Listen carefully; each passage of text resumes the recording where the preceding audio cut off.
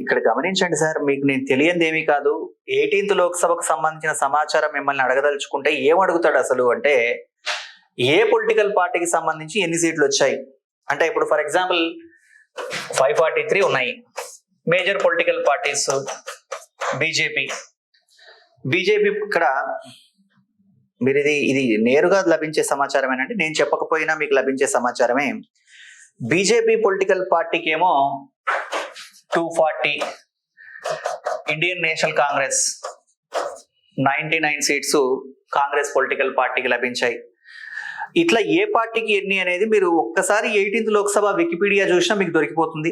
Samajwadi party 37, అదేవిధంగా DMK 22, TDP 16, Janata Dal United 12, ఇట్లాంటివి.